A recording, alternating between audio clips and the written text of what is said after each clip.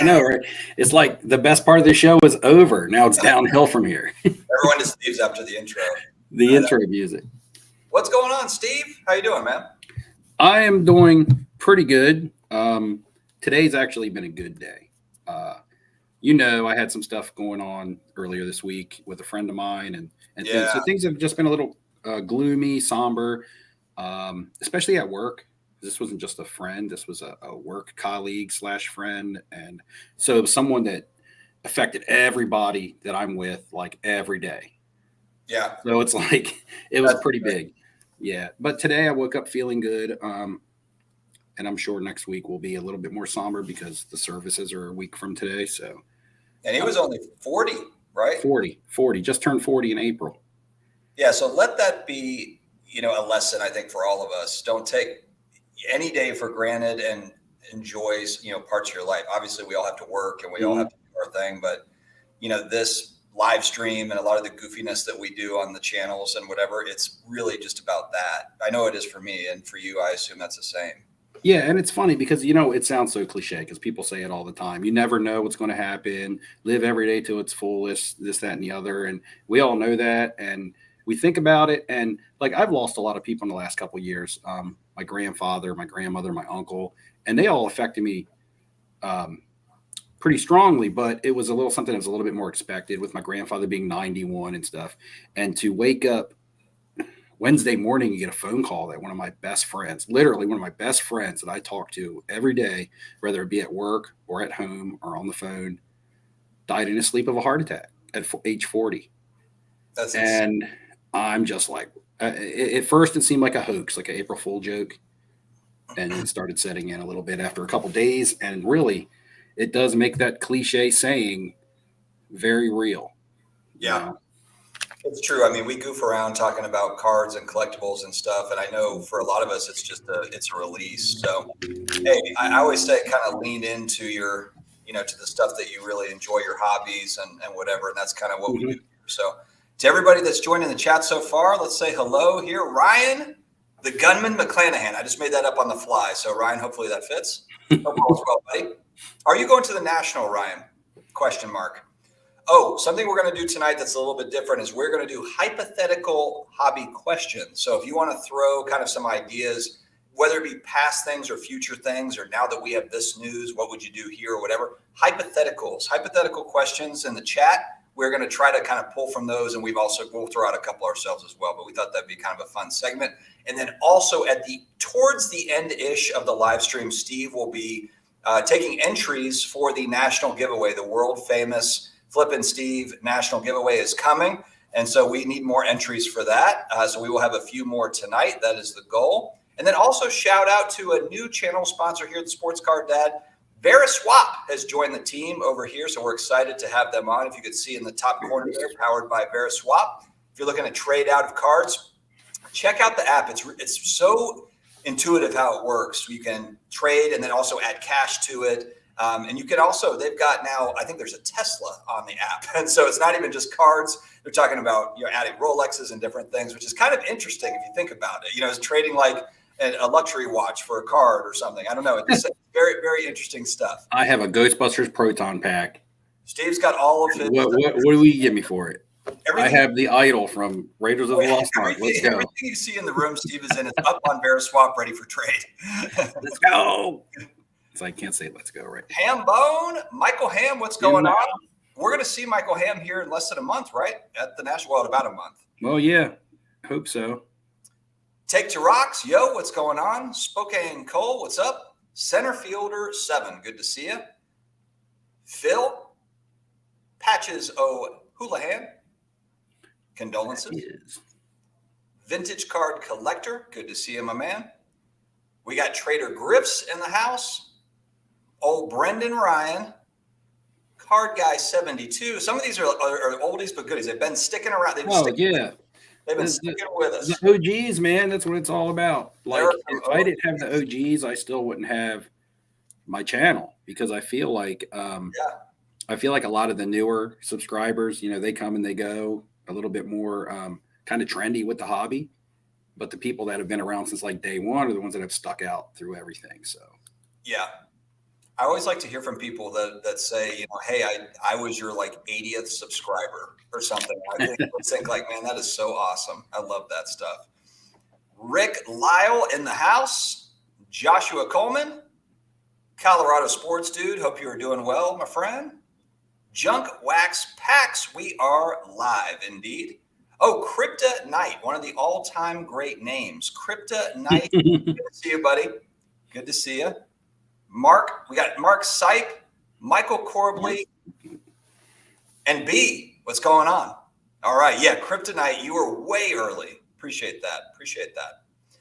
All right, Steve, do you want to start with, how do you want to start it? Oh, Charles Fuchs. He heard about the national giveaway. All of a sudden, Charles fires his way into the chat. Anytime there's a giveaway, Charles, for those that don't know, Charles won last year. He won the $1 million Lamborghini national giveaway last year that Steve did.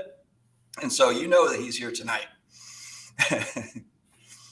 Steve, how do you want to start it off? Do you want to talk national stuff first? Do you want to talk about hypothetical questions? Do you want to talk about pickups? Where do you want to go?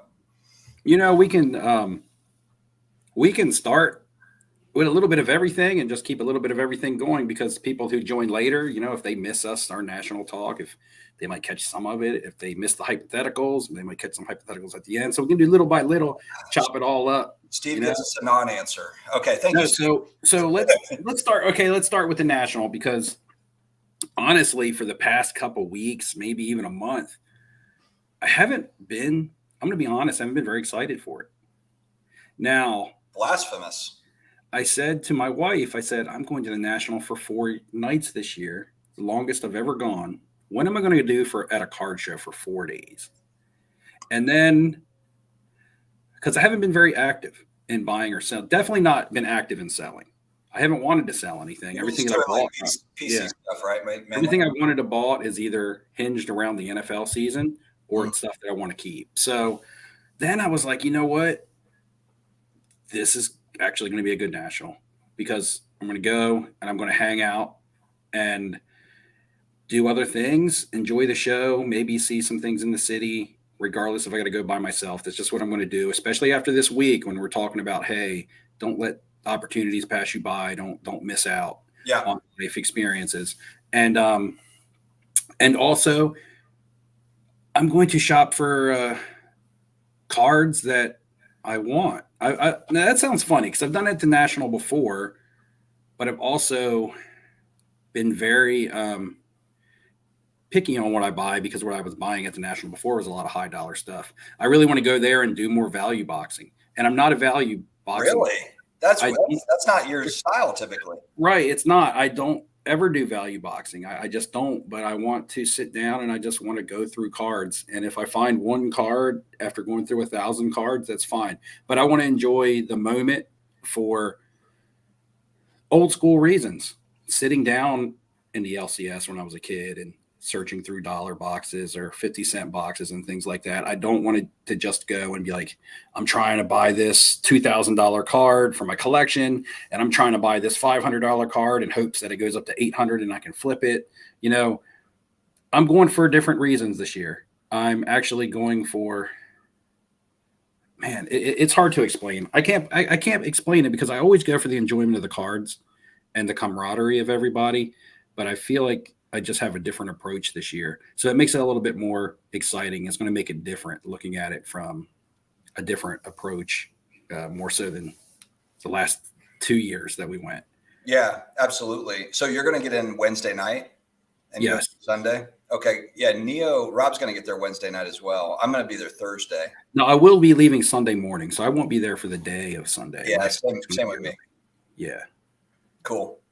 There is a lot of trade nights, and there's a lot of events going on. There's going to be a lot of stuff to do around the show, if interested. Well, like always. I feel like, what was really fun was 2 years ago. I think one of the highlights of my nationalness, and granted, we're talking about just a couple of years. This will be my third one, but was when we were in that hotel and we did like the YouTube meet and greet with people in the bar thing, but then there was like the gigantic trade show that broke out in Lowe's Hotel, the pop-up Lowe's Hotel. Now in the hobby, in the lobby, not the hobby lobby, in the lobby. That was insane. And you had people that were literally pulling tables out of the wall. I mean, it was nutty. It was crazy. That could have been an anomaly because I don't know if they're going to I think allow. it was. Yeah, I think it was good that we were there to experience that at that time because I don't think it's going to be a normalcy anymore. And there was good trade nights in Atlantic City, but that's because they were able to find that bridge between the two hotels that wasn't really property of each hotel. So it was like you could set up in there, and security from the Clarion and security from Bally's didn't patrol that. So it was like you could set up in there and do what you wanted. Yeah, and that's where I found that. Actually, you found that Breeze, the 100 Years Flawless autograph. Oh yeah, that was in the Lowe's Hotel. You saw it, and I ended up making a deal for it. Yeah, that first national was crazy. I think it was probably just also the excitement of it being the first one for me, just because you kind of build up to this event. Plus, you have the pandemic that's happening where you haven't been able to get out, and this was kind of that first big, gigantic show, and it was so much fun. I mean, it was great. And also, I'd met you before. I'd already met you in Dallas, but there was a lot of people that had not met in person that I'd done collaborations with or whatever. So that first national was really cool. Not that last year wasn't cool in Atlantic City. And doesn't Atlantic City almost feel like it was like last week? You know, does it not feel? I mean, yeah. I was talking to my mom today, and she was talking about she's going on vacation like the last week of July, and I'm like, well, I'll be out of town. I'm like, I'm going to Chicago, and I'm like, it's for the national, just like when I went to Atlantic City last year. And she was like, that's been a year already. I feel like it was just like a couple months ago. And I'm like, yeah, it has been a year. It has been. So time flying. And I look back on Atlantic City last year, and I thought it was a good national because I found a lot of non-sports cards, and I found some stuff that I've been hunting for. The trade nights they weren't bad. I don't like sitting on the floor myself, but some of the other stuff, like the late night walk with Neo, like he has that story forever to tell about walking to get pizza. And then the night we walked all the way from the Hard Rock to the pizza place too, because I went to the pizza place twice. So it wasn't so bad though because of the boardwalk. You know, I mean, like, yes, that's a long walk, but it's still like kind of a cool walk too. Like, you know, it's not like you're walking like through streets or whatever. It's just that like it is a long walk, but it's a straight shot at least. You know, I mean, there's somewhat entertaining. And I took one of my friends, met me up there from home. He met me up there like the second day and stayed over a night and went to a trade night and stuff with me. And he was old school, was in cards a long time ago, had a lot of stuff. And he came and he's been out of cards. He's not even really back into them, but he came and saw the national and went to a trade night, and he caught the whole buzz of it and thought it was awesome. It was cool seeing somebody else who wasn't even someone that can appreciate cards because they collected years ago, but they weren't someone that was active in the hobby like at all within the last 10 years. Came to the national and actually like had a really good time and wasn't even a hobby person. So I guess that's another way you could look at it, where it's just fun to be around people. And even if you're not participating, watching everybody else do what they do. It's kind of similar to, well, not kind of, it's not the same, but I've like when I've gone to Vegas or even Atlantic City, I've never been like into poker or into blackjack or any of the games, roulette, but I really like watching other people play and the strategies behind it and all that stuff.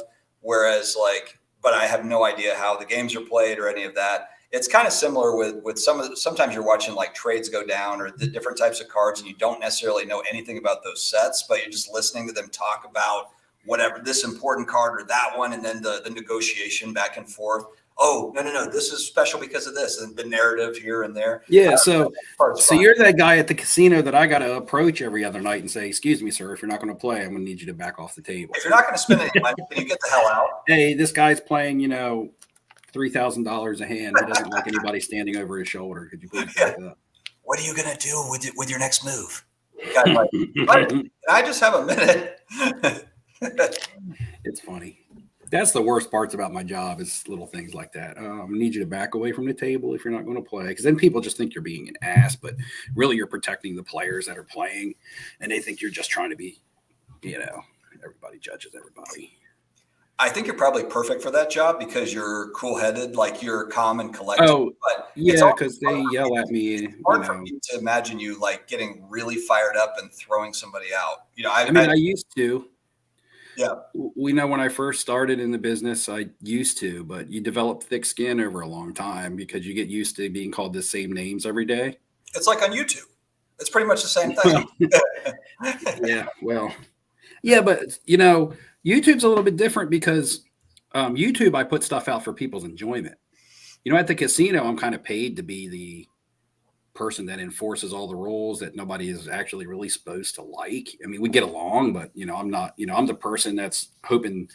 I'm the person watching everybody else take your money, and they better be doing it right. You know what I mean? So it's like there at the casino, I'm seen as the enemy, right?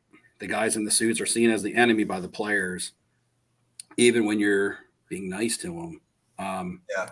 But I put my YouTube stuff out for enjoyment. So, when people say things and stuff on that, yeah, I'm thick skinned. It doesn't bother me, but I don't understand their mentality. Why would you want, I'm just talking about the hobby, trying to put out an enjoyable video, and you don't have to watch it. Nobody's making you.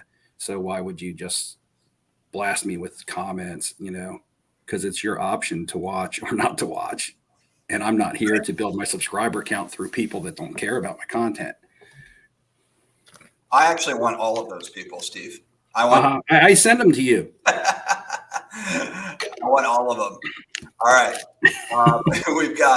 We've got Vintage Card Collector is going to, are you going to meet Dr. J to get his 72 rookies signed? That would be, honestly, just the experience of being in front of Dr. J and getting that done is probably worth the money, even without, the actual, the autograph itself, but just being in front of him. That's how I was completely shell shocked when I met Barry Sanders this past year. It was and I know, what's that? And with Dr. J, the Philly show is like my local show, and you've been to the Philly show, but at the old venue that they held it at was a little bit smaller.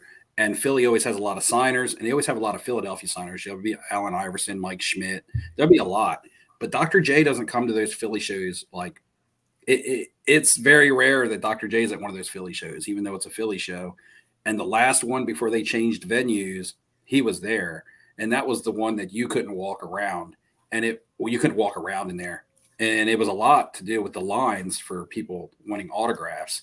And I remember Mike Schmidt and Dr. J were there at the same time. Now Mike Schmidt's there every now and then, more so than Dr. J, but they were both there, and it filled that room up with just those two signers to where the card show was flooded with overage of lines.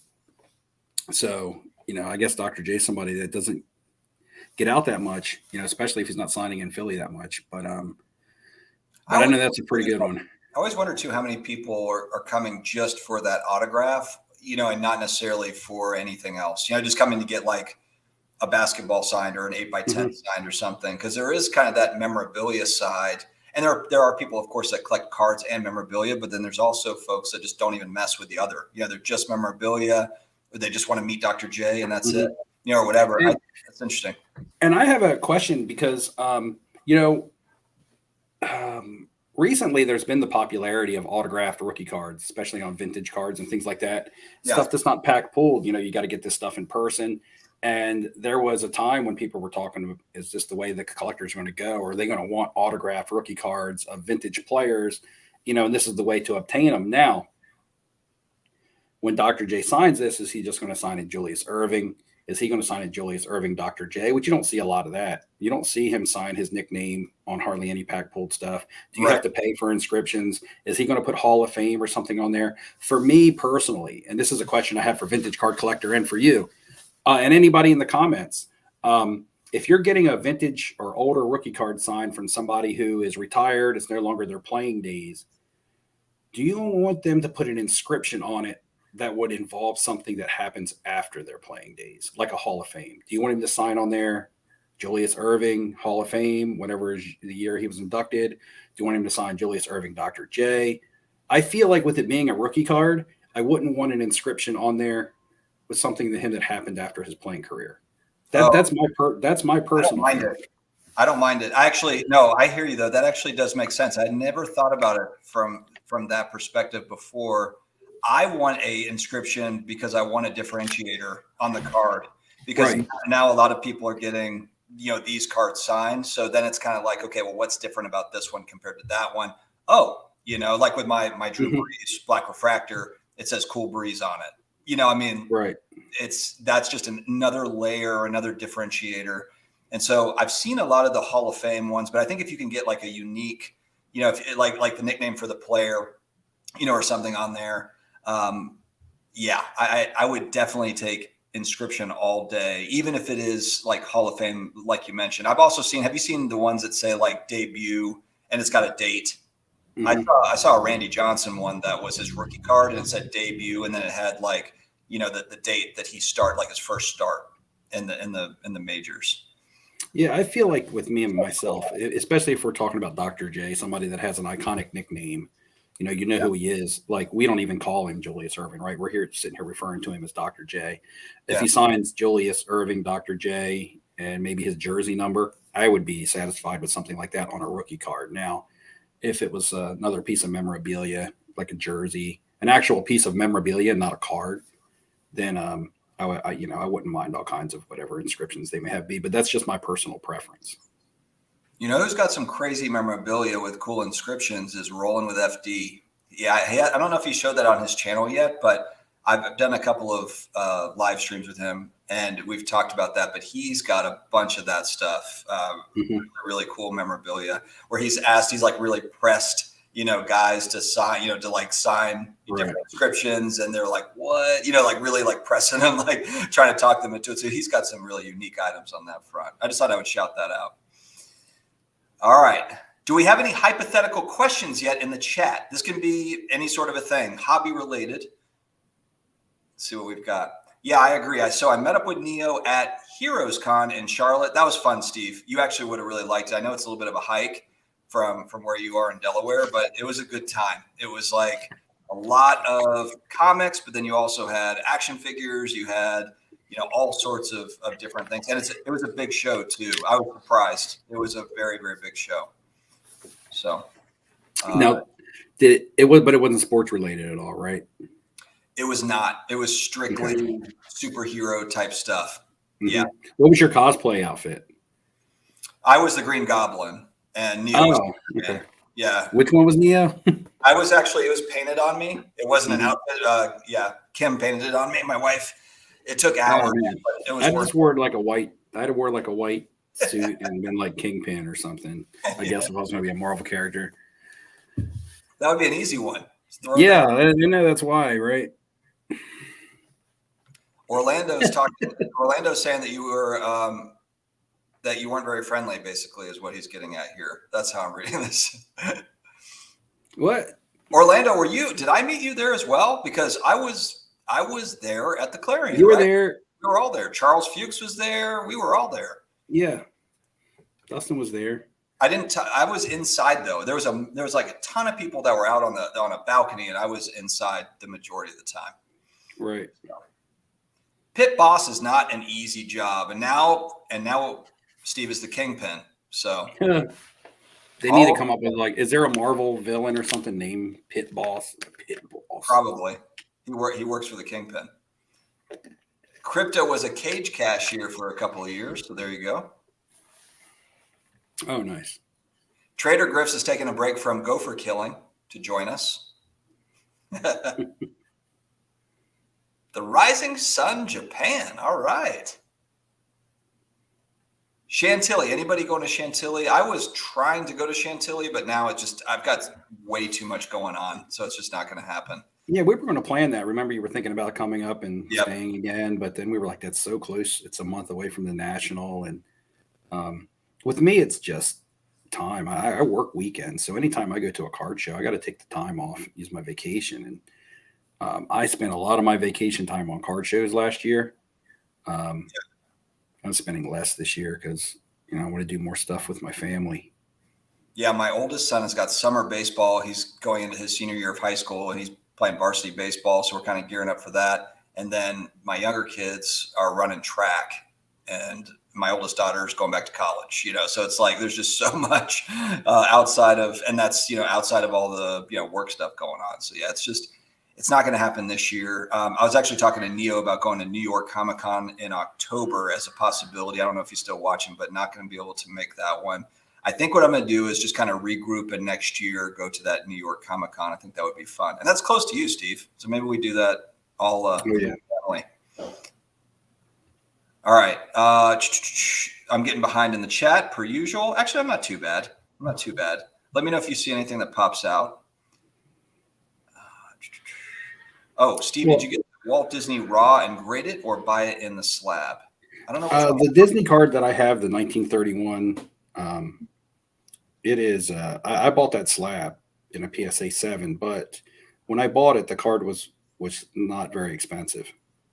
Like it was way before that card got popular, and a lot of people were like, "Oh, that's the Walt Disney rookie card," and things like that. It was just kind of a Disney card to me. I was like, "That's a cool old card," and I bought it in a PSA 7 for what I thought was a low price for what it was or possibly could be in the future, which did end up kind of being correct on. I was just kind of like, why is it just wasn't awareness. Again, I talk about awareness so much as I do as, when people talk about, oh, somebody's talking about a card, they're pumping it, it's going to go up in value. A lot of times it's not somebody talking a card up and saying a card is great as much as it is just bringing that card to someone's attention because people don't know that it exists. There's a difference between saying, hey, buy a Star Wars card because Star Wars cards are going to explode. They're going to 10x in the next 6 months. The market's going to be the best. Than saying, hey, this is a cool 101 super refractor of a Star Wars card. It's pretty neat. Look at the artwork on it. And then people are like, oh, wow, there are some neat Star Wars cards. That's more like awareness than it is pumping something. Right. I hate when they get grouped together. Yeah, well, it's also we're not in a frenzy, a buying bull market frenzy. I feel like even if Gary Vee came out with millions of subscribers and said, "Hey, I'm buying whatever card," I honestly don't think it would have that much of an impact. I mean, right? I just don't. In today's now, going back a few years with all the the extra stimulus money flowing and this, it's kind of is like perfect timing, I think, for something like that to happen. But nowadays, I'm not confident that could really happen effectively. I'm not saying it's impossible, but it's just not the same world from a few years ago. So I'm going to do a hypothetical question then, because since you mentioned the Gary Vee name, all right, and this is for everybody to answer. And what do you think? Now, we can never pinpoint one thing. The perfect storm happened in 2020, right? But do you think the influence of Gary Vee, if Gary Vee never stepped into the space, or stepped into the space but nobody knew about it, he just kept it to himself, do you think, or what portion of the card market boom do you think would not have happened? Or do you think it was inevitable, it was going to happen anyway? Or do you think Gary Vee, without Gary Vee, do we lose much interest? How much interest did we gain from Gary Vee, basically, would be the question. So just say he wasn't in the space at all. Say he talked about buying something completely different. Do you think maybe a different collectible market would have gotten more attention than the sports card market? Or do you think it just was what it was and it was going to happen anyway? I'm just trying to think back to that time too, because remember, even in 2020, I remember he talked about cards, but then he took 3 months off and then he was talking about them again. He was still kind of careful-ish. It's not as if he was every day talking about cards. And then he did move on to NFTs after that, right. Be friends and everything. So the amount of time actually he was talking about cards wasn't a very long time in the grand scheme of things. I guess the variable that we just don't know and we will never know is, because Gary Vee is influential within his circle of people, how much money did that circle as a whole put into the market and which cards were they targeting and that sort of thing? Because, Gary Vee, I think it was, who was the TNT guy? I'm drawing a blank on his name that got into cards thanks to it was Gary. Like he tells a story all the time. He went to dinner with Gary Vee. He's on with Charles Barkley and Shaq on the basketball on TNT tonight or whatever it is. Anyway, him. I mean, there's a bunch of guys like that. There's kind of that that influence spread around. And again, it's not as if it's not only did he kind of talk to his own audience, which could be, millions of people or whatever, or thousands or tens of thousands. But when you have big whales, if you're getting, folks with big money that are entering the space and spending big money, rolling in with, because look, if you got in 2018, 2019, and a group bought tens of millions of dollars in cards, you could buy a hell of a lot in 2018. Go back and look at the charts. Do the 5-year look back that I always do with these falling prices. It's always like everything, even today, for a lot of these cards is triple, 5x, whatever it was 5 years ago. And this is after, they've come down dramatically. So, and I'm not saying it's just that group that pushed prices up, but it's just the ripple effect that comes off of it. And so that's the variable that we'll never know. Did they, did him and, everyone that he's associated with, did they spend $5 million on cards? Did they spend $50 million on cards? Did they spend, $1 billion on cards? That's kind of an interesting, I think, thing. And then I guess that would be from a value perspective if you're approaching the question, the answer from that way. But I'm talking about just, total popularity, which value will get eyes on things. People see money, they're going to flock to it. But the biggest thing though is sports. I think really what was more so than Gary Vee was sports stopping, like the basketball season stopping, and the sports bettors needing to spend some sports betting money somewhere, and then stimulus money feeding that machine. I think that was probably way more than anything that Gary Vee any influencer, well, as someone like myself who doesn't watch Gary Vee or follow Gary Vee at all, I didn't even know who Gary Vee was until I got into sports cards. So that's when I would then I had to actually look him up and see who he was and be like, oh, he's like a motivational speaker and things like that. I didn't know anything about him. So for me, it didn't affect me at all. So I guess, how many people in the comments, at least the people who follow and watch our channel, our content, I'm going to guess he had no effect on any of those guys because those guys are still here. Like we were talking about the OGs earlier. They didn't come and go with Gary Vee. So, yeah. And I'm not saying none of them are fans of him, but where Gary Vee influenced me going back to early 2020 was from a content standpoint. I would watch some of his motivational type stuff way before I even knew that he was into cards, so that was that I was kind of drawn to some of the stuff he was talking about going back to 2019, 2020. It's funny too, how just things evolve, because now when I watch his stuff, it just kind of seems redundant. I feel like I've heard the story, but I think a period of time with a lot of the motivational speakers, I think it hits you at a certain period of time and then it can have an effect on you then. And then later on, you're like, oh, I don't care anymore or whatever.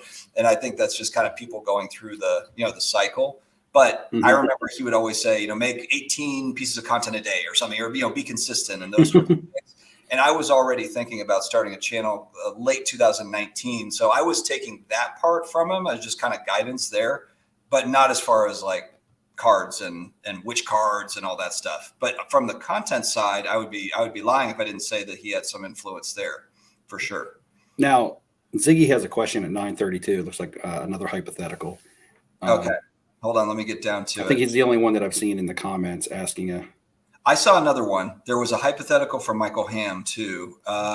Okay. We'll start with Ziggy's. Hold on. Let me get to 9:32.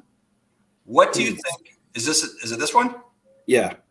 What do you think if Panini was hacked and the hackers leak print run numbers and it's a lot worse than we think? That's a good hypothetical. Steve, you go first. I think it's so bad already that it can't get worse. You know what I mean? Like it can get worse, but it's kind of like if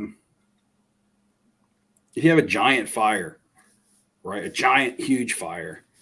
And it's just burning. It doesn't make a difference how big it is. It's going to burn through it or it's going to burn through. And you throw another log on it. That's a good point. It's like if they printed 2 million or 10 million, does it matter? Because it's already just too much. Yeah, I mean, yeah, we already know that it's a lot to the point to where it's actually affected things very, very heavily. Nobody really cares about base cards right now, right? What shocked me, I was in Target. I'll finish that thought, but let me just throw this in there. I don't do the retail thing, but I was in Target the other day and it was stacked. And actually the guy was there loading up the shelves. And there was blasters of optic basketball. And I remember thinking, like, this is the first time I can ever remember being in a store and there's actually basketball product for a decent product, for not, an off brand or something. This is like something that people would want. And it was $49 for a blaster box of optic. Oh, that much of optic. And I was thinking, like, 49. I mean, even if we go back to 2020, wasn't that about the price, like on the secondary market? Now, is that a blaster or is that a mega box? It wasn't very big. Again, I'm not a retail guy, so maybe it was a mega box, but it was not big. I mean, it was small. So I don't think it was anything special. I was in my Walmart today and there was about 40 blaster boxes of this year's 2022, 2023 Prism basketball, which Prism is the best. And it's there every week when I go, because I go to Walmart probably once a week and I always look. I just still look out of curiosity. Sometimes I want to pick up something, so I might want to give it away.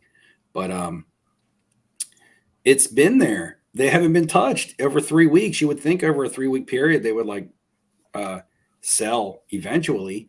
And I can tell that they're the same ones because they're in the exact same spot and they never get moved around. Like in Walmart, stuff's never put where it's supposed to be, especially in the card aisle. And today, like you said, there was optic blasters in there. And I'm like looking at myself, I'm like, oh, it'd be cool to get an optic blaster. But then I'm like, why would I buy an optic blaster when there's still Prism blasters? Right. And there's even product from last season, Select. And I'm like, this stuff's probably going to hit clearance soon. Now, if that hits clearance on blasters, I'll probably buy a couple. But I don't want to pay the Prism blasters at Walmart were $35. Would I buy a blaster and open it for $20? Yeah, I might, even though I'm not the type of person that likes to buy them. But they're $35 now. So they're almost double the price. If I could get two for $40, I'd buy them and give them away. But $35, I'd rather give somebody, if I'm going to do a giveaway, I'd rather probably almost give somebody the money, because I busted that blaster box on here one night and it wasn't even, $5 worth of cards in it. Yeah, it's a mess. It's bad. So overpriced. But back to Ziggy's question. Yeah. So we're already seeing products sitting on shelves. We're already seeing the demise, or we've seen the demise of the base card.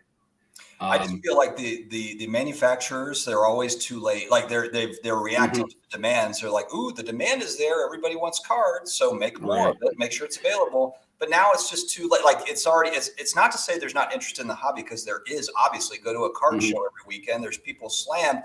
But that retail product, you can't 5x the print run and then double the price and expect everything to go smoothly. I mean, it's already gone. Like the wave already left. And then I guess, if you're looking at numbered parallels, I guess you could do the math and figure out how much there is of each one out there. And there's so many different parallels. It would be something that somebody could break down and do, and probably has done. If they just came right out and said, okay, we made this many parallels and this many numbers of each one, so this is how many actual total cards there are of this card. If you mix the zebras and the tiger stripes, and then you mix the tie-dyes, and then you mix the golds out of 10, and you mix the tie-dyes are out of 25, and then you put in there the reds that are out of 50, and you add all those together into one big old snowball of such card, how many are actually there? That would be like a different number. That could probably almost hurt. And it actually has hurt the value of numbered parallels, because, there's so many numbered parallels that people are actually picking and choosing which parallel is the one to have, which one is the hobby flavor of the month, if you will. Right now it's all about golds. Tie-dyes are really popular, but something could be numbered out of 10, and something could be numbered out of 25. And the one numbered out of 25 could gain more, could be more worth more in the secondary market, just because that's the one that the hobby has adopted as being one of the favorites. when you look at the zebra prints and stuff like that, that's one way to look at it, where they're not even numbered. They're just called a case hit. But when there's so many cases being made, right, the more cases you make, the more case hits you have, the more you're going to have of such card. Well, look at the lesson. So there's a lesson to be learned from have you heard of this new Lord of the Rings set that just came out from Wizards of the Coast, Magic the Gathering? So they don't, from what I understand, they do have parallels. They do have different parallel options, different numbered cards, but they've got that one of one, the ring to rule them all. One of one card is out there somewhere. And so you've got this tidal wave of people. And I've been reading comment sections on this too, to try to figure out, is it the IP? Is it Lord of the Rings? And there's actually a lot of people that are like, hey, this is a set we've been waiting for. We're huge Lord of the Rings fans. And, basically they want that card, they want that one of one. So it's a giant lottery golden ticket, Charlie and the Chocolate Factory type, deal. Yeah. But it's just an absolute frenzy, to buy this product. And then of course you have a $2 million bounty for that card. There's a company in Spain that is offering $2 million. So you basically have a $2 million lottery ticket that is in these, I think they're Neo. I was talking with Neo about, I think they're like $400 for a hobby box. So you're buying, $400 scratch off is kind of what it is. But there's also, I think there was one of the cards sold for like $13,000.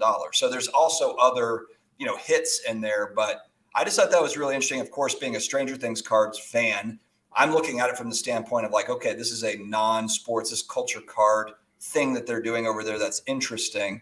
But it kind of makes me wonder, like on the sports card side, if they did that as opposed to having so many parallels, just having a few monster hits that are out there in the universe somewhere, and just seeing how that does compared to having all the different fake hits is what we could basically call them, because they're not really hits when you've got so many different numbered cards in today's product. So I don't know. Yeah, that's so let's move on from there. I don't want to spend an hour on that one topic. That's a good one. Michael Ham has one here. If you owned any other grading company other than PSA, what would you do to attempt to gain market share or more resale value of your product? So for me personally, if I owned a competing grading company, and I've kind of talked pretty openly about this, PSA is grading almost as many TCG cards as they are sports cards. It's about 50-50. I mean, that market is huge. And, that is if you look at Pokemon card collectors and Yu-Gi-Oh! And Magic the Gathering, there's a lot of actual collectors that are out there for that stuff. Yes, you've got flippers and speculators, but you've just got tons of collectors that are out there grading cards. And PSA doesn't have necessarily, yes, they've got longstanding relationships, with distributors and so forth, but you don't have the same sort of what's the word I'm looking for? I don't think that there's oh Lord, I'm drawing a blank here. I don't think that those types of collectors, they would be okay trying somebody else. There's not necessarily that brand recognition the same way there is on the sports card side. And so I would be focused on TCG. If I was one of these other companies, I would be really marketing towards that particular group, the Pokemon crowd. They printed 9 billion cards last year, Pokemon cards. You don't need that many Pokemon. It's like focus on just the Pokemon card community and also shows that are wrapped around. I would focus marketing around TCG.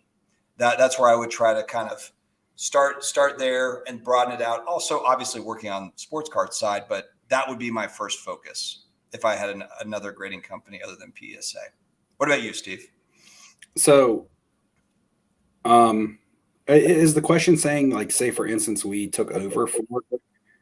Yeah, you're working for SGC or you're CGC. Okay, so if I had to choose one to take over, if I had to choose one to come in and try to spark, it would be Beckett. I feel like Beckett has fallen off so much. When that one time they were the industry standard, they have the history of the price guide. There's lots of people like myself that really relate to that name, and I just feel like that they just kind of lost touch with what people wanted and didn't really care about it. I think they were just poorly run. I think they could push back up to PSA if they were operated a little bit better. I feel like things like first thing I would do is I wouldn't charge for grading signatures. If I like SGC, they don't charge for the autograph grade. Right. Beckett has always been kind of the go-to for grading autographs on your cards, but you have to pay that extra fee. So that could deter some people to go to SGC for that free grade, especially considering the way Beckett has fallen in value.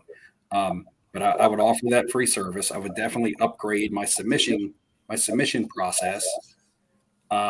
And now you're looking at Beckett again after the merger with CGC as being and CSG as being the only card company now offering subgrades. So they're back to being the only one with subgrades. I would definitely make the 10 my gem mint. People want to see that 10. And I know that they tried to do that, but the way that they tried to do that was too extreme. I feel like you take all your 9.5s that used to be your standard gem mint, you honor those as 10s, you re-slab them and you move forward with it. Yes. You re-slab them and you move forward with it. And now you have a 10, which is what everybody wants to see. And you also have your subgrades to give you strengths to your 10. And you don't have to have this is a 10 gem mint, this is a 10 gem mint plus, this is a 10 pristine, this is a 10 black label. You don't have to have all that. That complicates things. But you got to have the 10. People don't want to see the 9.5 anymore. Just like if I was SGC, I would do away with the 9.5 mint plus. People want to see whole numbers on there. 9, 10, keep it simple. But subgrades are something that people do still like. So I think you could go to somebody with Beckett. You keep your subgrades. You improve your submitting process. You grade your autographs for free, and you base your grading scale around the number 10, and you honor anybody who has been loyal to you in the past with your gem mint grading with your 10 gem mint grade. You cross those over, and then you go from there. You see how that works out for you. You go from there, and I know this isn't. I never put out a video on how I would try to help Beckett and when people were talking about that and things like that, but that's just my thoughts. If I was going to take one over, it would be Beckett because I know how at one time they were the industry standard. Yeah. They do have nice slabs. People respect the name. People did respect the name. I just think that they've been run poorly. I think that's what has kind of cost them their foothold in the hobby. Good stuff. This is a good question. We're going to bounce off of, we're going to seg a little bit. Is it time to look at some NBA buying opportunities? Would it be crazy to look at a few Ja autos now if he can get it together? I think he has a talent to be a good investment. Are we talking about short-term or long-term, Jeff? I don't own any Ja cards, and I also just don't know how far they've fallen. I think that's the biggest thing for me would be price point. And then it would strictly be, now this is just for me speaking, would be a quick flip kind of if that does happen. He comes back from suspension or there's just some hype of him coming back, during the beginning of the NBA season. And then I look to move off of those. But it would start first with how far have they fallen? Is it a price point that is just too low, so to speak, where it's kind of a low hanging fruit type situation, quotations. Obviously, it's a huge risk in case something else happens. What if he gets suspended for the rest of the year? What if he never plays basketball again? These are all kind of the worst case scenario type things. But you just look, there's no guarantees in anything. So it's purely speculation. I wouldn't be looking at it for, any sort of long term unless, he starts obviously doing things. But even then, though, we're coming off the back of just such high prices for ultra modern. It would just rest for me on price point. And I think, Steve, you've looked at, I don't know about basketball opportunities, but kind of similar on the football quarterback side of prospecting. It's like, which of these guys is at a decent price point, to where it makes sense to get in, to speculate on. Well, and the difference between my football prospecting is I have prospected on guys that just have not amounted to anything yet, that have been letdowns, busts. They've been busts for lack of a better term. Ja Morant, talent-wise, has not been a bust. Right. He's actually been one of the most popular people in the hobby. My thing is, What else does John Morant have to offer? Take away, all the bullshit and all the social media stuff, and take away the flashing of the guns and the suspensions and things like that. What does John Morant have to offer in a perfect world? All right, in a perfect world, is he a championship player? Does he play in a big market? I mean, not really. I mean, No. Memphis isn't a big market. It's not like he's playing in New York or Boston or LA, right? He's a talented player. He's a young, talented player that scores some points and is exciting to watch. He's a poor man's, as of right now, career wise, he's a poor man's Vince Carter. And I'm not trying to, I'm not trying to downplay Vince Carter, but Vince Carter came in the league. He was exciting. He was athletic. He was dunking on everybody. He was doing things that really generated a lot of hype and excitement for somebody that you wanted to watch. But he was never really that guy to lead somebody to a championship. And as his athletic ability started to deteriorate, he became less and less of a player because he relied so much on his athletic ability. Yep. That's how I view John Morant. And we're seeing some of his best younger years pass him by right now for silliness. And is Memphis ever going to put together the type of team that's going to win a championship when you look at the other teams in the West right now, and when you look at the Nuggets, who are just kind of getting started, in my opinion? So I don't know. Yeah, could you buy John Morant? His cards be inexpensive, and just the fact that he's going to return from a 25-game suspension or so get people excited, but does it excite you that much? Like, if you have to ask this question, probably not. And I'm not trying to sound harsh or anything. I mean, but that's how I view things. Like, I look up pop culture, Allen and Ginter autographs all the time, and I will see autographs of people that aren't sports players. They're television personalities. They're what may have you. Allen and Ginter puts a huge array of cards into their autograph sets, and sometimes I'll see ones pop up, and I'll see an autograph of something, and I'll be like, "Who's that?" And then I'll be like, "Well, you know what? It's probably not worth me buying it for any future investment. And if I don't even know who it is, if I got to Google who it is, and I'm not up to date on all social media, you know, I'm not keeping up with the Kardashians, but you know, if I don't necessarily know who somebody is, as someone who is relatively, you know, in touch with what's going on, then I feel like it's probably not worth my time. First of all, it's somebody I don't even know who it is, so why do I care about them? And if I don't know who it is, it's going to really find a huge demand for somebody that's not popular. So again, ask yourself that question: how excited are you about John Morant's future in the NBA? That's what I would ask myself. I mean, you could apply this to Zion Williamson. You could be like, oh, he's played great when he's played. He's been hurt. Now he's in the social media for something else with a porn star. His cards are probably at all-time lows and tanking. Could I buy a Zion card and hope that he returns and he's healthy? And maybe he gets traded. Maybe he goes to the Knicks. Maybe he goes here. Maybe he goes there. Of course you could, but it's all speculation. And what does a healthy Zion have to offer us on a low-market New Orleans Pelicans team? Yeah. An all-star caliber player that is injury prone. So again, there's going to be a lot baked into their names that you're probably going to be overpaying right out of the gate. Well, and then they need to do something. We've seen that for a long time. I mean, even going back to the 90s, that was, you know, basically where it was. That's why I would rather speculate on a bust player that a lot of people have given up on, that I think might have one last hurrah chance in the right situation. Because those cards, nobody else wants them. There's people out there that still want John Morant and Zion Williamson cards, just based on their names alone. I think the problem with sports cards here, sports cards try to do this, because Charles was talking about how many one-of-ones Trevor Lawrence has. The problem, if they did like just one-of-one, kind of like this Lord of the Rings set is, and this is kind of the problem with the Lord of the Rings set too, is what happens when someone pulls that card? What happens to hobby box prices? You know, I mean, how much of the hobby box price is locked in to find that one golden ticket? as opposed to just buying, to collect it or whatever. I don't know, so I don't know if sports cards did it, would it just be backyard breaks and, the first week of the thing, being released, they find the card and then we're done, type thing. So maybe, I don't know if that works on the sports card side the same way. Gold out of 10 selling for more than green 5s. Silly. Yeah, and that goes back to what I was talking about, just the popularity in the hobby. Yeah, too many colors to make rainbows, so people just prioritize the faves, which that could change too with the wind, whatever people's favorites are.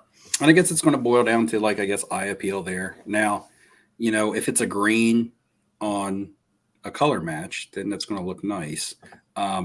Look, the Jason Tatum green Prism rookie card 2017. Yeah. It's not rare at all. It's like either a retail parallel or something like that. It's not, it's about like the silver, if not even more, even easier to obtain, because you might get like a small pack in a hanger, like you used to get a hanger pack, and you would get like a small pack of 3 or 4 of a certain retail exclusive. I believe that's how the greens were in the Prisms, but you look at that because it's a color match, that card's worth a lot more than the silver, just because they like that green on green. So if you're looking at a green numbered out of 5 on a green jersey card color match, then yeah, it might pull a little bit more than the gold. But golds right now are just talked about. I want to say they're hyped. I am going to say they're hyped because that's what a lot of people talk about wanting, or selling and moving. And I'm looking for golds. I'm selling golds. I'm buying golds. So you hear it enough. Would it be the ultimate irony? U.S. sports cards talking right here. 50 years from now, the base cards will be hard to find. They will be like the dumped in the ocean. Yeah. Nobody cares about them because all the colored cards and the numbered cards have been slabbed up. Will those be the ones that make the comeback in 50 years? That'll be the 52 top set or whatever. That would actually be an amazing, ironic twist to all of this. All right, let's see if I can find another hypothetical. Actually, Steve, we are an hour in almost. Do you want to get into national entry stuff? I feel like we need to do that. We can start, but while I get prepped with a question or something, we can continue to talk about something else. Okay, yeah, let me see if there's another hypothetical. Everyone's locked in. I'm behind. I know this is going to shock everybody. I'm 14 minutes behind on the chat. God, Beckett seems. Hold on, John Wolf at 957 is accusing me of buying Deshawn Watson cards. Deshawn Watson cards are too expensive. He says I'm trashing Zion and Ja, but buying up all the Deshawn Watson cards. I wish. I don't have any. I think I have 2 Deshawn Watson cards, like 2017 selects. John, I think you might be thinking. You're thinking of Brad, the comeback card investor. He was. Yeah, it's not me. I'm not the Deshaun Watson guy. I feel like John. Is John a Cleveland fan? Maybe that's why he's taking it personally. I'm not sure. Honestly, if I had to choose between the 3, who do I think is a better value in coming back? Yeah. I mean, Deshaun Watson cards are cheaper than Zion and Ja cards, and he probably has a better shot. It definitely sooner because he's going to play before the other 2 guys play to have a redemption, right? So, but no, I'm not buying Deshaun Watson. I have 2 Deshaun Watson cards, though. But if you have any that you're selling for like 10%, 20% comps, DM me. Sports card Grandpa's bedtime about 30 minutes from now. So we'll hang in as long as we can. Let me see. Got a message here. Let me check this text message because there's been a lot going on. Yeah, Rage is asking if he won. We're not even to the end yet, Rage. We're not even to the finals or even the tournament. But we do need to actually get it sorted. Steve, I think we talked about next off-centered, so 2 weeks from now, that's when you're going to announce the winner. Is that right? Yeah, it'll be – so 2 weeks from today would be what, July 5th? Yeah, I feel like that's getting pretty close where people got to make plans. July 5th, I won't be able to do off-centered. Oh, you know what? I'm going to be out of town as well. But, I mean, I don't know if you want to just do off-center 2 weeks in a row and do it next week, which would be the 28th. if you want to do that, and yeah, maybe we'll have to do that just to kind of let me look at the schedule. Yeah, we might have to do an impromptu one on a different night. I have one more hypothetical that I have because I watched a video recently, and it was a video kind of like an up and coming YouTuber getting very popular. I don't watch him like as much as I used to because I feel like they put out like videos either every day or every 2 a day. I'm not really sure, and they're all like very clickbaity. So you're talking about Neo? You can just say. Well, no, I don't watch him anymore. This is somebody that I actually watch. So, well, no. So, in a recent video that I watched, like the title of the video was, just basically why I'm quitting YouTube. And so I'm like, okay, what's going on here? And in this video, they talked about how all their YouTube videos had vanished. They had been deleted. They lost all their views. Are we talking about Jay? We're talking about Jay. Who's Jay? Mojo Break. We're talking about Mojo. No, it wasn't him. Oh, I don't watch him either. I like Jay, but I will say Mojo has been, and I know people say that I have clickbait titles. Jay is the king these days of the clickbait title. I watch I'll click on the video and I'm like, this is literally like a 180 from what I thought I was going to watch. And I like his stuff. I'm just saying, if you guys, whatever, I know people come at me for clickbait titles. He is the king of clickbait titles. Anyway, go ahead. And maybe this was just this person's initial reaction or whatever, was that they were like, I'm quitting YouTube because of this, or we were going to quit doing videos because we lost so many thousands of views and now we're falling out of the algorithm and it's so hard to get back into the algorithm and things like that. And they can't recover their material. So basically it's almost like they're starting fresh. However, they do still have their existing subscriber count. And I was just like,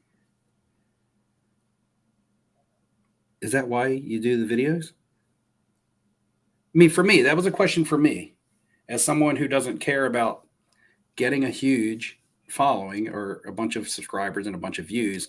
I originally did this for an outlet. So one hypothetical question would be like, how many people would or wouldn't be doing YouTube content if it wasn't for 2020? I can tell you right now, I wouldn't be. I did this in 2020 because I needed an outlet. I needed people to talk to, stuck in my house. My wife was tired of hearing about cards. And I'm glad that I did it, and I'm still doing it to an extent. But it was never about, I need 10,000 subs. You know what I mean? So I lost interest in this channel because what they said was, we really don't want to do this anymore because we lost all the views that we had before. And it just rubbed me as if, okay, so you're only doing this for the views. You're only doing this for popularity. You're not doing it because you love it and you want to interact with other people in the hobby. Maybe they are. Maybe that just got lost in translation somewhere. Maybe I took it the wrong way. But hypothetical question is, if YouTube decided to be like, okay, we are demonetizing all collectors' content. In fact, we're demonetizing everyone for the next 6 months. You can't make a dime on YouTube. How many content creators would we lose? Like the ad share? The ad share. Yeah, the ad share. Basically, you can't make $1 off YouTube. I don't care if it's coming from sponsors. I don't care if it's coming from ad, whatever you just called it. Basically, you're doing YouTube and you're doing it for free, and you're going to do it because you like it and that you enjoy it and you want to interact. What percentage of content creators, and I'm not going to say altogether, I'm just saying what percentage of content creators in the hobby that we're in would stick around? 90. Now, how many would stick around? Yeah. 5%. 5%? I'm just curious. That would be I'm just throwing interesting. 5% is really low. So 5% is really low, man. You have a lot less faith than I do in some, but I think the percentage would still be good because all the old school guys, I do believe, probably didn't do this for that reason. But so I still think you'll keep a lot of them. But when we talk about those channels, and it's something I harp on it too with Mangini and some of these guys, is they don't make very much content. A lot of them. Well, neither do I. Neither do I, to be fair. Right. So, I mean, it kind of depends on what you're talking about. How many would make daily content? 5%. How many would make a video once a month or every couple of weeks to show kind of a mail day or something? Probably a lot higher of a percentage, I would think. But I would say, I guess you would have to, there's nuance to that question. How many people would do, very, very consistent content? Mm-hmm. And it probably just depends. Well, because I mean, and I would understand that from the amount of time and the amount of work that goes into making daily content. That's why I don't do it. I can't. I could never keep up with daily content. But honestly, like this live stream that we have right now, I look forward to this. I don't. I wasn't even streaming it on my channel for the longest time. I don't need to make AdSense money off of this live stream to want to be here. It's the people in the comments and catching up with you and talking about the things we've been talking about, and having fun and talking about these hypotheticals that we're talking about right now, as opposed to, oh man, all my videos got taken down. I lost all my views. I'm taking my ball and I'm going home.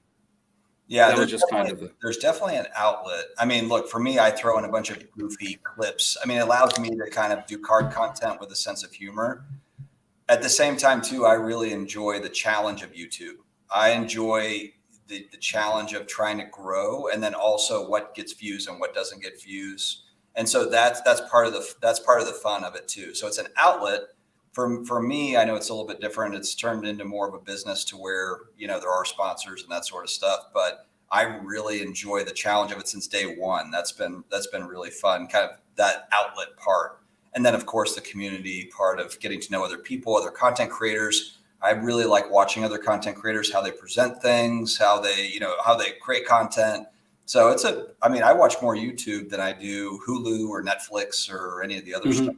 Because I genuinely enjoy just watching random people talking about stuff on the internet. And that's what YouTube gives us. Yeah. Yeah, fair enough. And I myself, I can't, it's tough for me to say what I would do because, like I said, I put out 1 to 2 videos every 3 weeks. If I'm being generous, I'm saying not generous to you guys, but to myself, I say I put out a video a week, but I don't even necessarily keep up with that.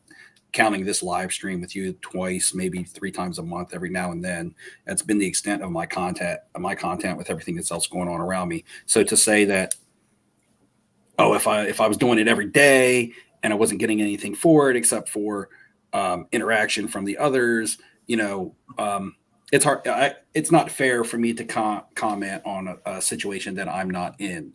But as far as myself right now, the reason why I come back and do that 1 video a week when I don't necessarily have time for it is because I just want to do it and I like to do it. I like this conversation because it brought out the Senator Palpatine. Here comes, let the hate flow through. Get on, pitchforks. Yeah, I mean, all I can say, Suitcase Murphy, is I made content for 18 months without any sort of real income. There's not this YouTube riches thing in the sports card world. So if you think that the income, it's not, I mean, it's not what people think. I think a lot of times it's not nothing, but it's not as if it's, we're not making millions here. At least I'm not. Maybe others are. But yeah, I made content for 15 to 18 months without any sort of real income from my channel. I enjoy building and I enjoy actually making the videos. It's fun for me. So let's pull them up. Who's the next one? Robert Lana. If you demonetize us and be lost, it displays to the sponsors. No new or fresh or refreshingly candid content, but the vanilla bean offering in a Baskin-Robbins 31 world. You might be right, Robert. I mean, my channel might not be for you. There's literally like 1,000 different sports card channels, and maybe this one isn't necessarily the one. Hey, this wasn't supposed to turn into. Okay. Hey, man, if you see some dim light on your front yard, that's pitchforks and torches, man. They're coming. Dude, I've had pitchforks and torches since day one from folks, so it's all good.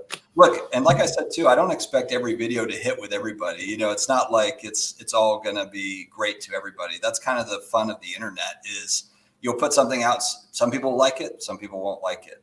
That's just the way that it works. All right, let's see. What else we got? Any more jabs? Any more hooks? Let's see. I need to come up with a question to get some people sponsored. So let's entered. God, why did I say sponsored? God damn, because that's what I'm reading in the comments. Powered by VeriSwap. All right, here we go. Yeah. Brendan Ryan's comment, powered by VeriSwap. Got to give credit to those who make consistent content. Thank you, Brendan. Thank you. Appreciate it. It is true. It's hard, man. Like I said, I can't do it. And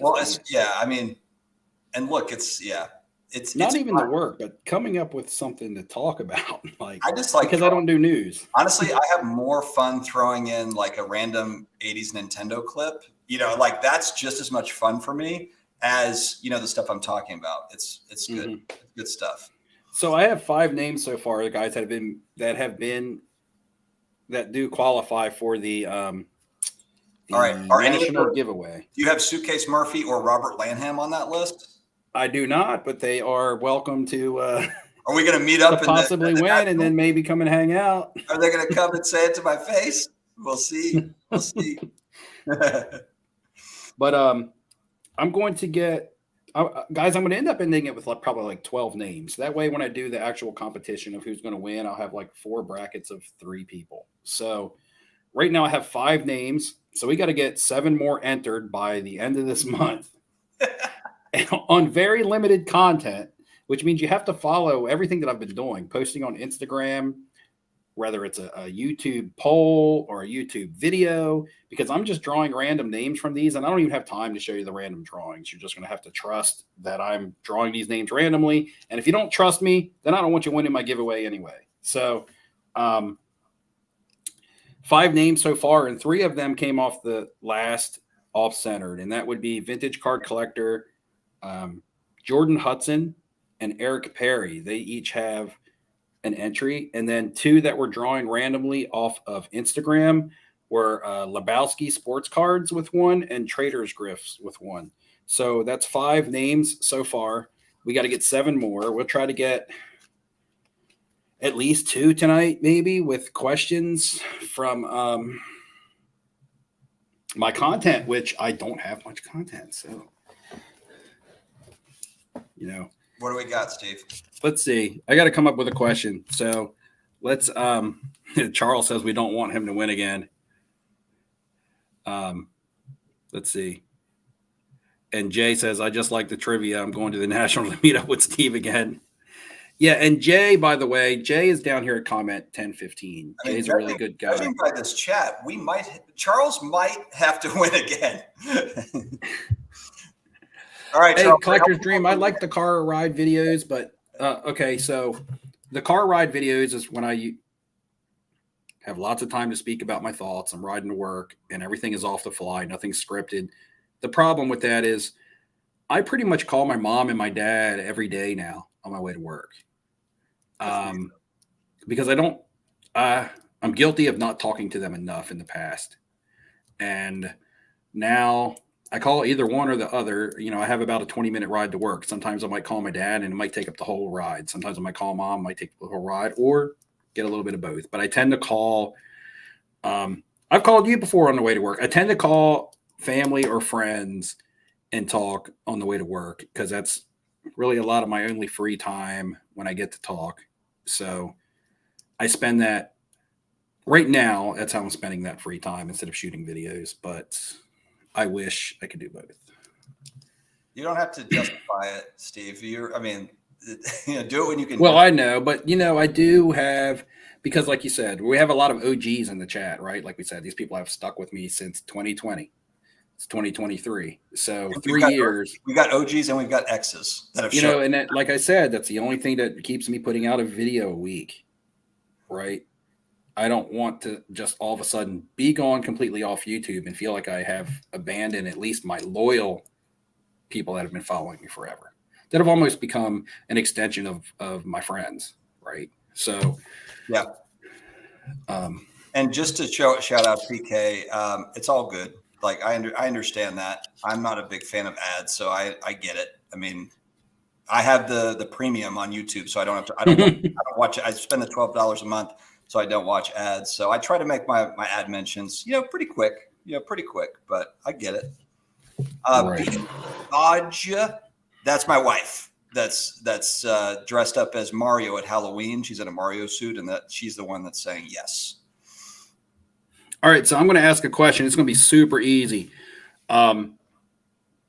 Only answer the question if you're interested in winning the national giveaway, which is 3 nights, Thursday, Friday, and Saturday in Chicago at the Marriott, the same hotel myself and Michael Hammer staying in, right across from your favorite sports card dad, in the hotel right across the street, I do believe.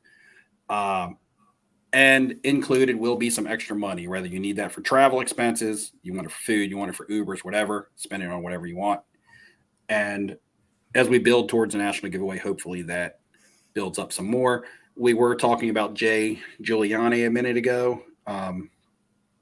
Jay has always been very generous when it has come to donating to my giveaway last year and this year. I'm not going to disclose it because I don't like to disclose what individuals give, because then it's not a competition between who gives what.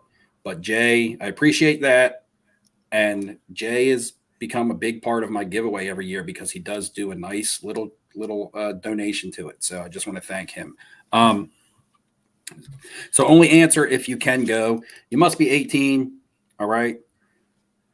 And you can bring somebody with you. So if you want to share a room with somebody. So question is, in my last video, I talked about a card. What card did I talk about? It should be super easy. And I want to be somewhat specific. All right, guys. Fire it into the chat. I also talked about it in our last live stream. So the chat's going to all explode at once. Let's see. Speaking of OG, Shelly Barnhart, what's going on? Good to see you. So there is the first answer I see coming in is from Charles, but they don't count. Charles got declined. But the same time at 10:19 is Jordan Hudson with Hogan Chic.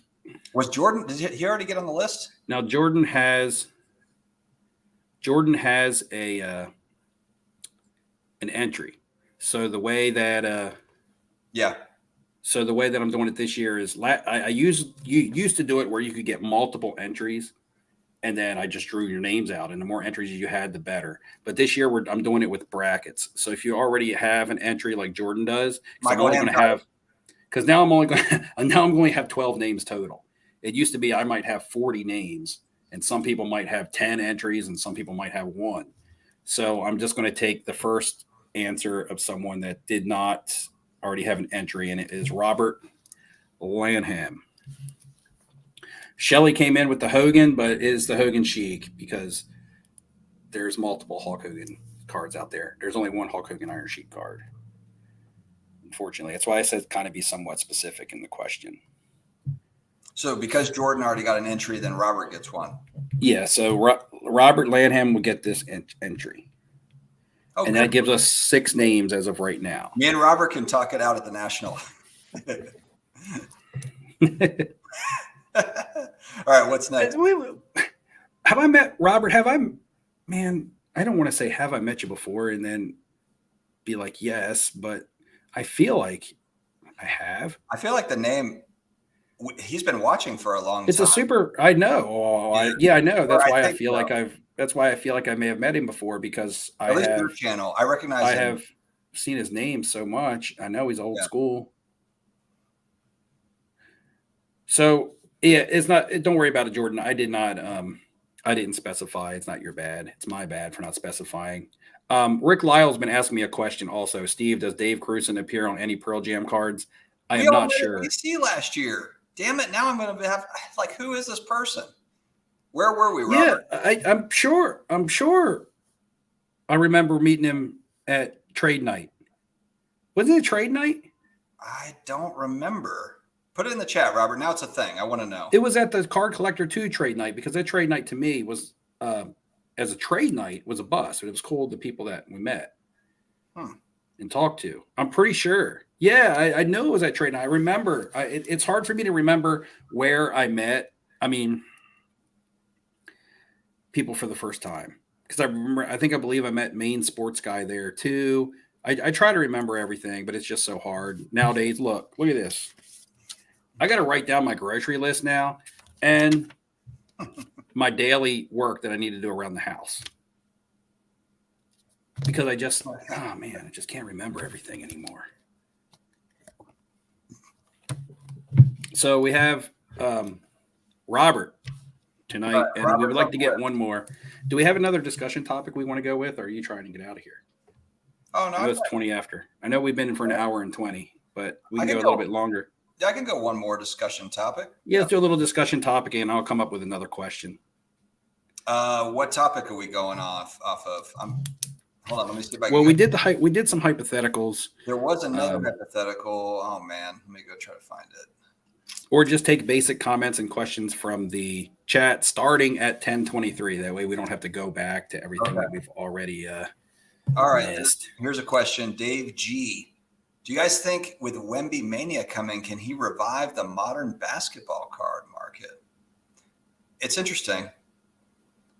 For me personally, I think it has to kind of work in conjunction with the overall economy kind of recovering, as we go into 2024. So I feel like possibly, but in conjunction with other outside factors. But I also think too that people are probably a little bit gun shy, pun intended, when thinking about like Ja Morant and with Zion, Trae Young. I mean, there's just a lot of guys, over the last 5 years, even Luka, who has been like the golden boy. I love watching Luka. I mean, look, these guys are awesome. You said it too, Steve, with Ja Morant. The he's got talent, no doubt. But it's like with cards, they kind of, they shot up to the moon, Mount Everest style, and then now they've come back. I just don't know. I think I wonder if just people are going to be a little bit slower on the buying mania with Wemby because of that. Man, we might have a train about to come through.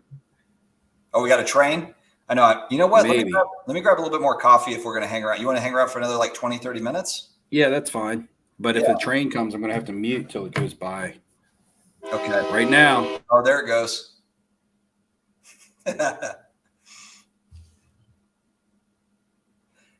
Yeah, this is a fair take. I think if people are flipping and it's working, that's the whole thing. It's like it's not working until it is working. With flipping cards, and obviously people are flipping cards today. There's money to be made today. But, it's kind of like what you're saying, B. I mean, if there is actual like action, there's some real price action, people get excited about it, and then more and more people come in. But of course, with that comes back down and all that stuff. So, with every year there is the hype rookie class. There's the hype rookies. Is this person going to be the next big thing?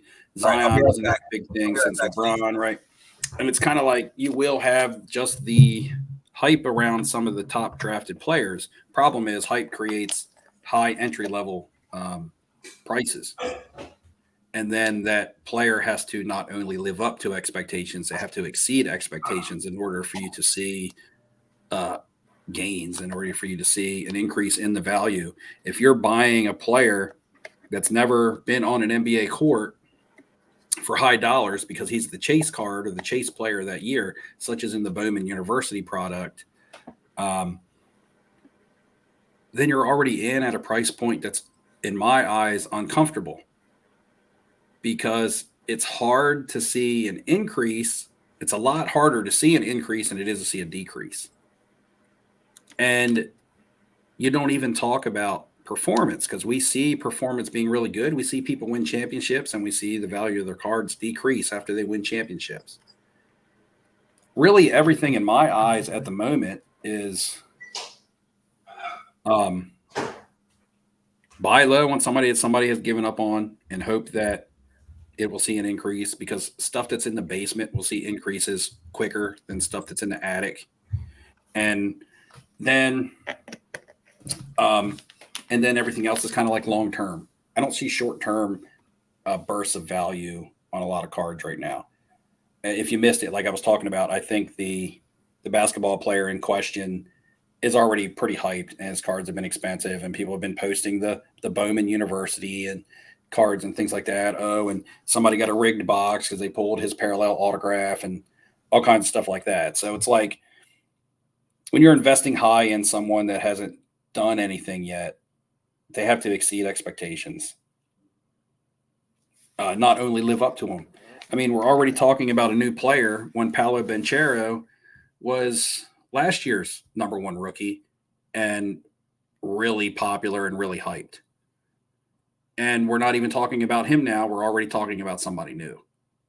It's kind of like a flavor of I don't want to say flavor of the season, but that's kind of how it goes until people start to establish themselves as actual NBA superstars. And then once they establish themselves as NBA superstars and not just hype superstars, then they got to move into, okay, I'm a superstar, but what else do I offer? Because there's been lots of NBA superstars that are now in Hall of Fame that people never even heard of or don't care about their cards or don't care about what they've done. It always comes to transcending the sport, transcending eras, not the sport. But yeah, it's funny. You talk about somebody like Steph Curry who's playing right now. Steph Curry will be talked about in 25 years. I can confidently sit here and say that. Now, could I be wrong? I think it's a very small percentage that I'm wrong, but I could confidently sit here and say in 25 years, Steph Curry will be talked about. LeBron James will be talked about. Kevin Durant will probably be talked about. Giannis, I don't know. He's won a title. Luka, he's a good player. He has triple doubles. So does Russell Westbrook. Is he another Russell Westbrook? Is he ever going to win a title? Is he going to bounce around teams towards the middle of his career? Now, the flip side of this is that somebody's got to win these titles. That's the other part of this. There's a lot of teams and there's a lot of good players. I think that's part of the issue is there's just so much damn talent in the NBA. Look at all the scorers in the NBA. I mean, they don't really allow you to play defense in the NBA. So, to average 20 points, 25 points a game, it's like everybody averages 20, 25 points a game. I mean, it's not special anymore. So, yeah, I mean, it'll be interesting to kind of see how it all plays out over time. But somebody will, ascend. But even with that too, it's really tricky to figure out, card values long term. Just Isaiah Thomas, like we've talked about, Steve. He's got He's got titles. He's one of the best players ever. I mean, he's a top 75, top 100 player in the NBA. Well, I mean, the thing about him is that he's just disliked because Jordan didn't like him, and that has a lot to do with it. Jordan didn't like him. He was left off of the Dream Team. And the bad boy Pistons just got kind of a bad reputation. But they were a great team and great players. Like we talked about John Morant earlier, and if I could pull somebody up that was older during when I was young, with Dominique Wilkins. And Dominique Wilkins was a great player, and he was explosive, and he could slam dunk. He could score points. But you can go buy his high-end on-card autos right now for like dirt cheap money. It's not valuable. Do I remember him as a great player and like a Hall of Famer and a scoring machine? The human highlight reel. That was his nickname. But now nobody cares. You can tag 80% of players, 80 to 90% of players from every generation, from every era, with that same tag and say they're good for a 10 to 15 year time span and they're good players now. But in 10, 15, 20 years, will anybody remember who they are and will anybody care? There has to be long-term relevance. That's the players that I want. That's the cards that I want. So, when you're looking at good young players now, ask yourself that question. And everybody's going to answer differently because everybody feels different about their certain players and their favorite players and things like that.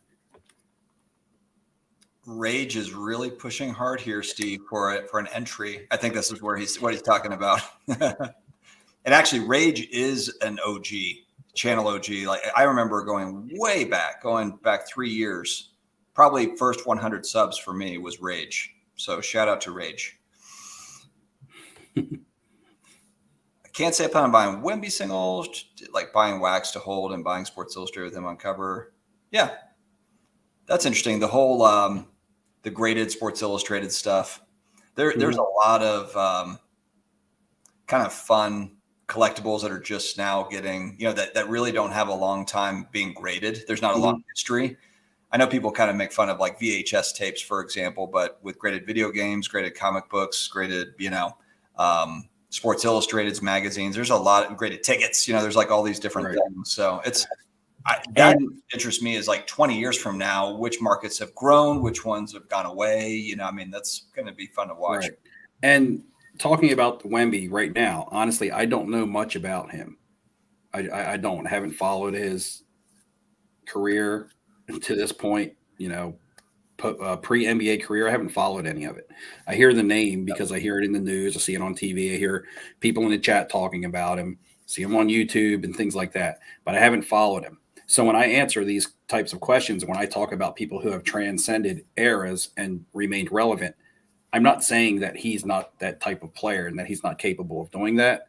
What I'm saying is if you're asking questions based on, do I think he's worth buying for, and holding for the future, ask yourself the same questions. That's the things I typically ask myself when I'm going to buy something. And if you know a lot about that player and you've watched him play and, you're good at scouting players and things like that, then, buy accordingly. But just ask yourself, put yourself through that ringer of questions as opposed to just be like, everybody's talking about him, I'm buying. Put yourself through that ringer of questions first and then make that decision for yourself. Fair enough. Fair enough. What do we think, man? Do we want to wait? Do we need more entries, don't we? Do we have any? Yeah, more? we need another entry. Do we need one more or two more? At least one. Yeah. Maybe two. I gotta let me see here.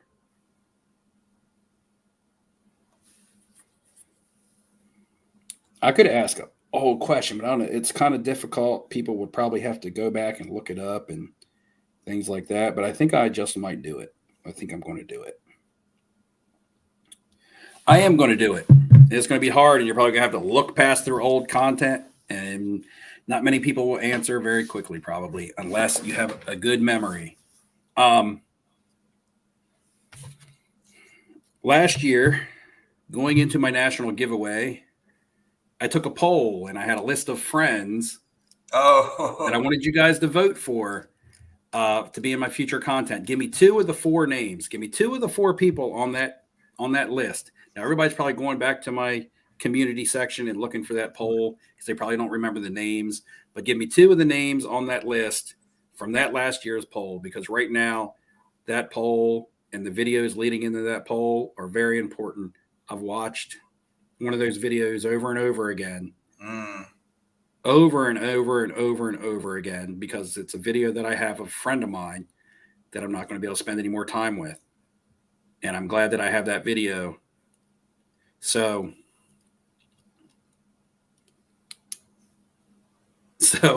Robert is answering, but he already got an answer, but it's incorrect. And then Charles is trying to answer, and then Nick is answering, and then God, I'm really pulling for Robert. I don't see any correct answers yet, though. All right. Well, kind of, but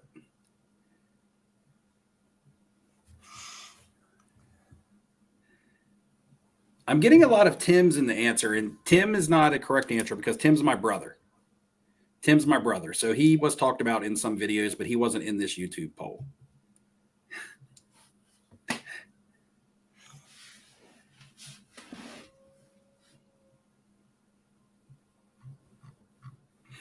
See, I knew this one would take a while. It's going to be a little bit more tough. Everybody's digging through their. They're going back through all the videos. Yeah. But it's funny because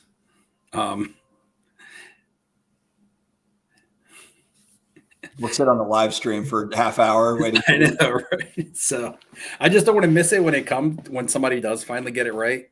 But hey, at least they're having the work for this one. B Third says he's not trying. By the way, let me just throw this out there. There was some Reddit post where Brad, the comeback card investor, someone said that he had passed away. Just so you guys know, I texted Brad as soon as I saw that, and he sent me a laughing emoji back. So Brad, the comeback card investor, did not pass away. That was something, though, that actually was a serious thread on Reddit where somebody was like, yeah, he made a video and told his followers about it. Or I mean, I don't know where the hell it came from, but it's the internet. So here we are. Well, I have a correct answer finally. Cam B at 1037. I'm saying Shaggy and Paul. Yes, that's two of my friends. Shaggy and Paul. And Cam does not have an entry yet, right? Nope. So Cam B, if you are interested in going to the National, you now have an entry to go into the bracket of 12 people. I'm going to take 12 names, and we will probably have like a trivia session where the brackets get smaller and smaller in one of our live streams coming up.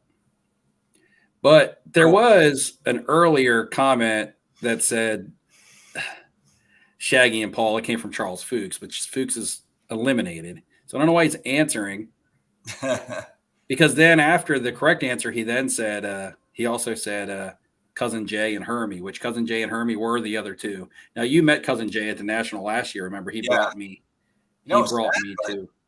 Oh, yeah. Not to like put a damper on the conversation again, but wasn't it his brother that had passed away like that weekend, or a cousin or something? Yes, when he was there. Yes. Some crazy. Cousin Jay's did. Yeah. But he's the one that dropped me off at the showboat that day. Yes. Yeah. Because he took the $20 shit. Yes. Charles, are you coming to the National regardless? Are you going to be there? I hope that you are. Bargain boxer, don't. Come on. Like, please. I mean, jeez. My God. All right, what's next, Steve? We got one more. So 7. If we do one more, that'll put us at 8, which means I'll have 2 brackets filled, and I'll need 4 more before the end of the month to do this. So we need to talk a little bit till I can come up with something else. I mean, I could do an easy one. See how many people know about me other than just what they see on my videos and stuff. Come here. Oh, it's way too easy, but let's see. Come here. Oh my gosh. So shy. Come here. Should I call mine in too? See if we can get both on camera. Yeah, sure. Fritz. Fritzel. Fritzy, come here.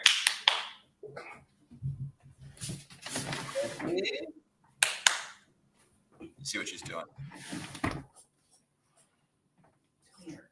She's going to squeal because she doesn't want to get picked up. Oh, all right. Oh, my God. Robert, my brother Tim is doing very well. He is, so anybody who wanted an update on my brother, and like, again, this is off-centered, so it's not all about me, but my brother, he's doing really well. He's been working. He got a new job. He's taking care of himself. It's been good on the brother side of it. Okay, so this turned into a dog show episode. We're going to the dog show. We're prepping. So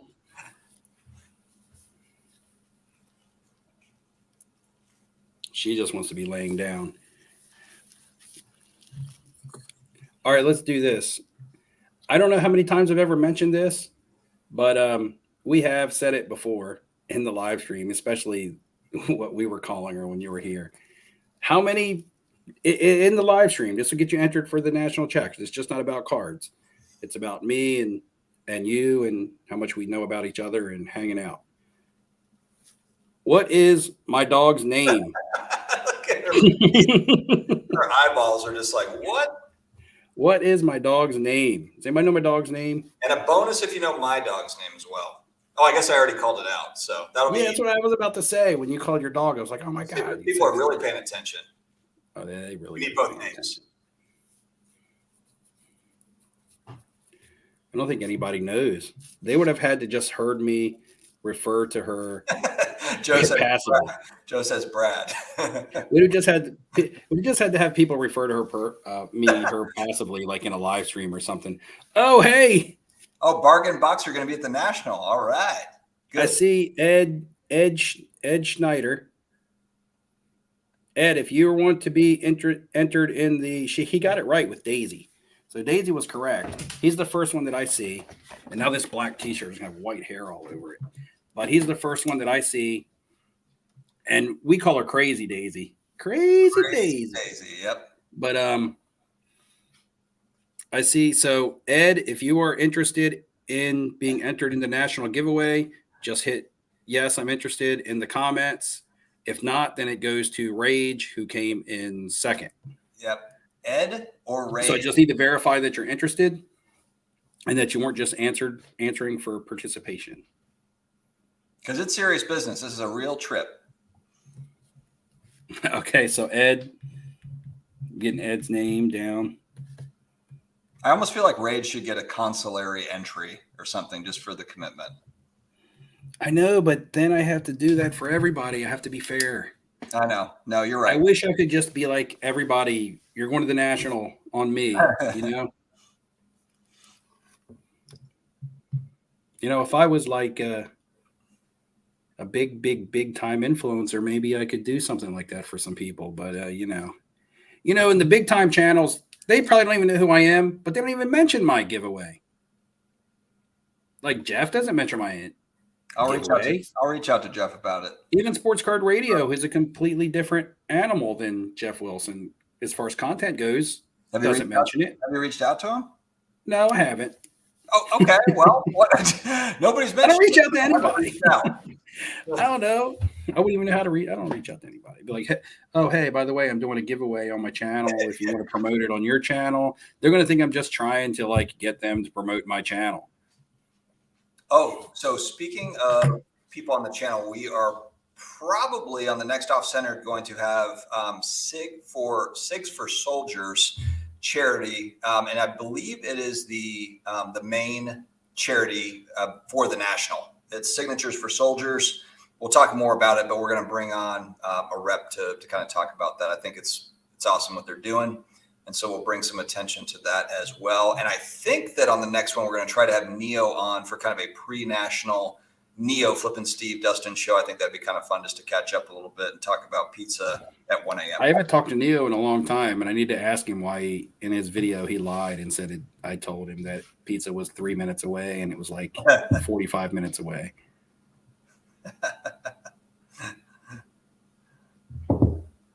AIH should have a Steve video, the national scam giveaway. There it is. AIH was in the chat earlier. I don't know if he's still here, but there you go, buddy. Tomorrow's video, national scam giveaway from Flippin' Steve. It's right at the end of it. I'm like, psych. You show up in Chicago. I'm like, yeah, you're sleeping in the street. Oh, man. Hobby Palooza coming up this weekend as well. Mike, I was just texting with Mike, baseball collector, about that. Sunday, or I'm going to be on Saturday at 7 p.m. Eastern. There's going to be a bunch of good stuff going on. So check that out this weekend. The schedule will be coming out soon. I've never been invited to Hobby Palooza. Rick Lyle, I still want to answer your question. Rick is asking me if Dave Cruson ever is on any Pearl Jam cards. Now he's the first drummer of Pearl Jam. So I believe about the time that Pearl Jam had their first card, which is I believe it's a 97. It's going to be with probably Andrusis and not Cruson, because I haven't seen a card. I only have one card of the complete band. Most of my stuff is just cards of Eddie. And honestly, I can't even tell you who's on the card of the band because it's a distant picture. But I'm pretty sure it's not Cruson. All right, Steve. What do you want to do? One more? Sorry to cut you off there. I thought you were done. Well, I have 8. So, if I do if I'm doing 4 brackets of 3, then I need 4 more. So I'm just going to, I'll probably wait and do the 4 randomly throughout the week. So Instagram posts, I'll definitely do a video before the end of the month. So there'll be a video and an Instagram post at least to get 2 more entries. Okay. From commenting and things like that. Either next week or sometime over the next like 10 days, we'll do the kind of like the final contest. I'm trying to remember how you did it last time. Didn't you do like, it was like a tournament almost, right? Like if you answer the question, you move on. Is that how we're doing it? Yeah. So Rage has a comment here, and let me double check that, because Rage is saying, I really thought I was already entered from the day you released info that you were going to be doing it, and what we had to do. I sent you a DM on Instagram saying done. Not sure if you remember. So if I did a video, I'll go back and watch that video. Okay, so I'll go back and watch that video, and if I did say I was drawing someone from that comments of that video, then I will honor that, and I will go back and I'll draw somebody. But I could never be like, okay, anybody who just comments gets entered, because then that would be like 100 entries. You know what I mean? And what I would do is I would draw a random comment of those 100 from one video. You know what I mean? But I can't say everybody that comments, because I could never write down 100 entries. It would just be, that's too much to track. So like on Instagram, I had one, I said, if you comment on this, you have a chance to be entered. And so people commented, and then I did a random drawing from those Instagram comments. That will be what I do from this. Just because you comment on a video or something doesn't mean you're like a guarantee to be entered. It means you have a chance.